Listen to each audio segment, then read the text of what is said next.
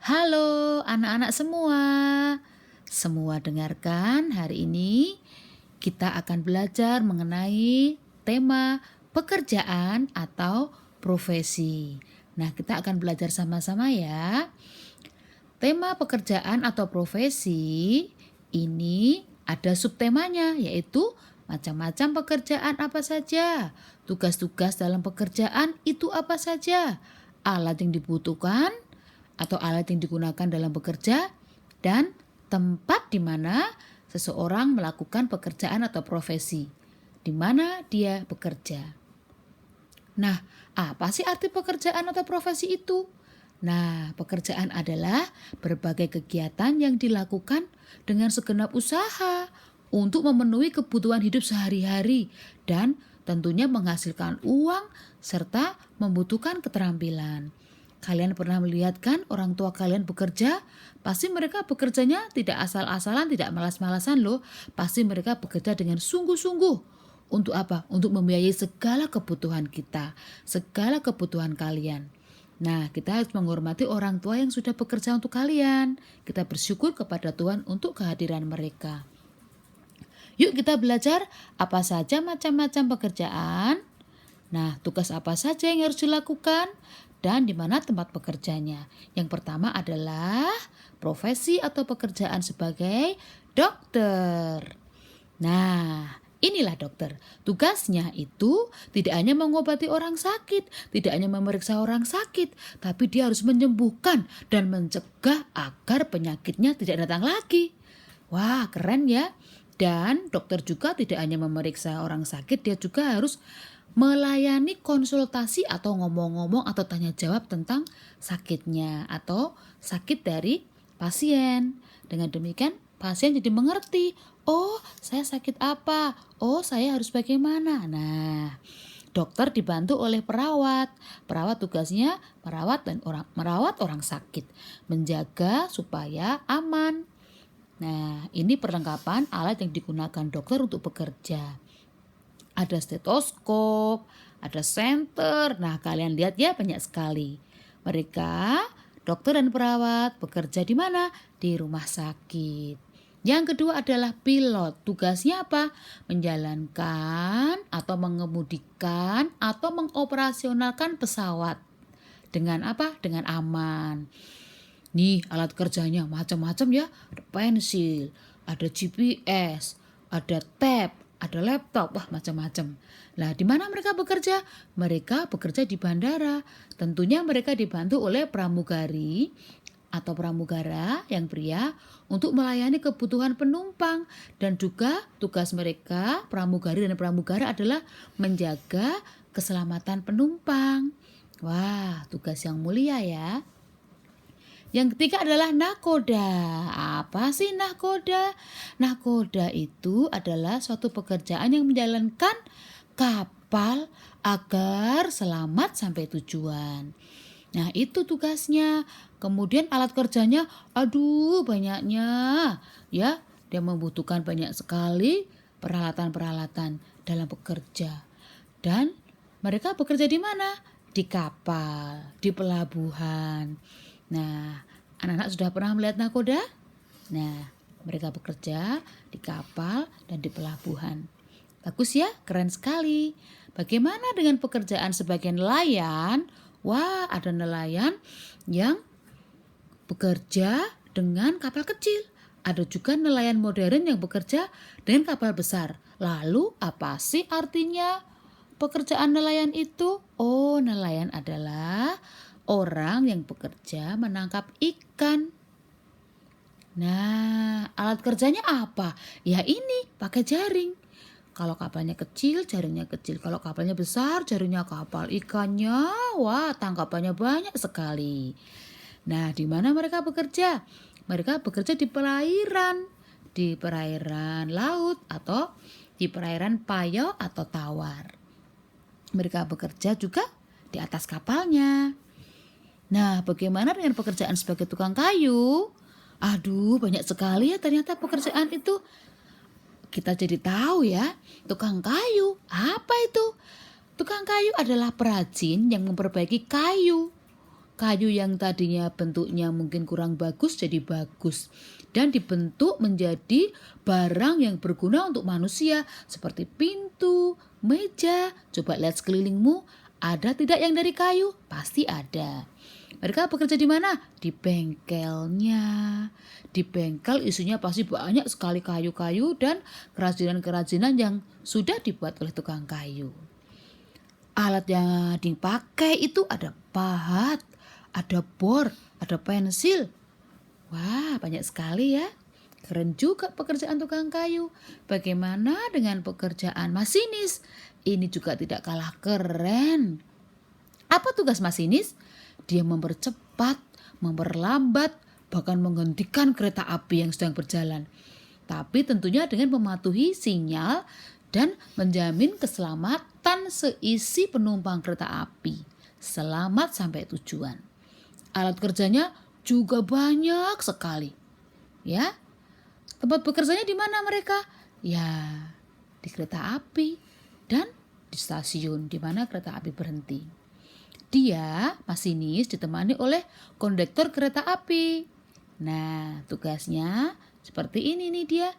Memberikan tiket supaya orang-orang yang jadi penumpang itu pastinya adalah orang-orang yang membayar, yang masuk di kereta api. Mereka memastikan penumpangnya. Oke? Sudah punya karcis belum? Sudah bayar belum? Nah, bagaimana dengan pekerjaan sebagai seorang tentara? Wow, tentara juga tidak kalah keren. Mereka tugasnya melayani masyarakat, membela kedaulatan atau keutuhan atau keamanan negara. Karena melayani masyarakat, kadang kantor mereka dijadikan rest area, tempat beristirahat, menampung korban-korban bencana dan sebagainya. Nah, keren juga ya. Lalu di mana mereka bekerja? Di kantor. Bahkan kalau perang mereka bekerja di medan perang. Keren sekali jasa-jasa mereka untuk negara ini ya. Apa saja ya yang menjadi alat daripada tentara ini? Lihat saja baju perangnya, keren sekali. Tapi juga berat loh tugas dan tanggung jawabnya.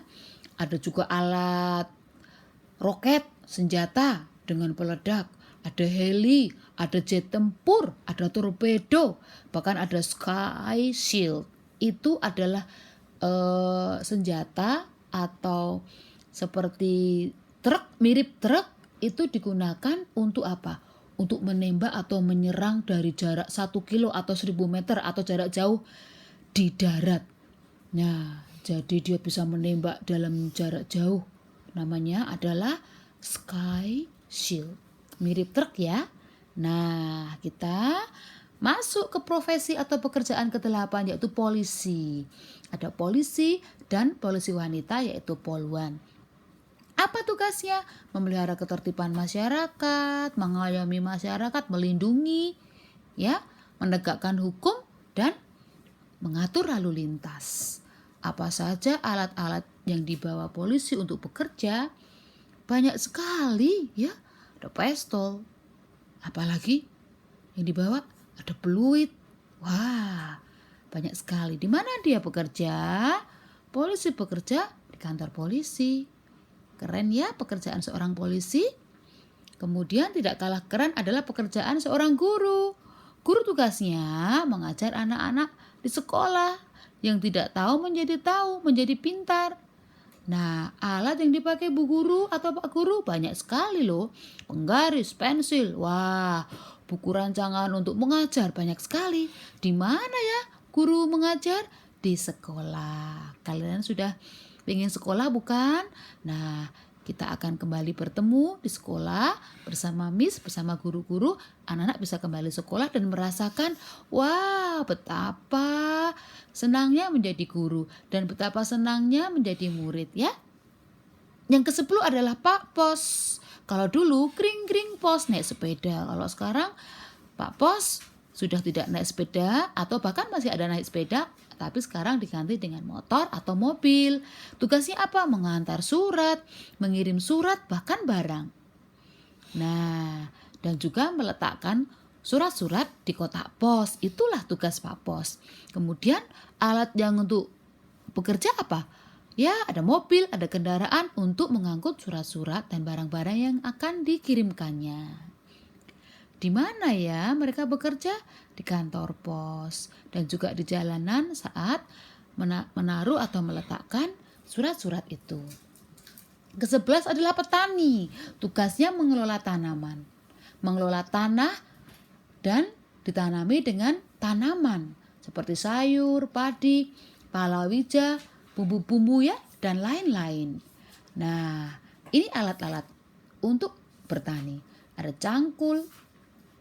Nah, ada juga planter. Kalau dulu menanam dengan manual atau menanam dengan mencocokkan padi-padi ke dalam sawah dengan tangan para petani. Capek ya. Kalau sekarang sudah maju, ada planter, yaitu mesin penanam. Nah, tidak capek lagi ya para petani. Alat yang digunakan tadi selain cangkul dan banyak lagi. Kalian bisa lihat kan? Di mana mereka bekerja? Di sawah. Nah, kalau belum tahu sawah, nih semua ada gambarnya. Kalian juga bisa melihat apalagi pekerjaan yang ada di sekeliling kita. Mungkin kita melihat ada petugas yang memakai seragam. Keren sekali, pakai topi. Wah, kok bawa selang? Pernah melihat orang seperti itu? Yang di sekelilingmu? Nah, itu adalah petugas damkar. Ini adalah petugas damkar. Tugasnya memadamkan api bila terjadi kebakaran. Tapi tidak hanya itu, sekarang damkar juga menyelamatkan orang dari bencana. Selain kebakaran juga banjir dan gempa bumi. Nah, alat yang mereka gunakan ada mobil, dan mobil itu berisi air yang penuh ya, dan juga peralatan kerja yang lain. Kita beralih ke seseorang yang pandai memasak. Tugasnya memasak menjadi masakan yang sangat lezat. Dia bekerja di restoran atau di warung atau di rumah makan. Dia menggunakan alat seperti ini. Banyak sekali. Ya, ada panci, ada wajan, ada berbagai macam bumbu yang dia pakai. Kira-kira apa pekerjaannya? Apa profesinya? Apa anak-anak? Ya, koki. Nah, sekarang profesi ke-14 adalah insinyur.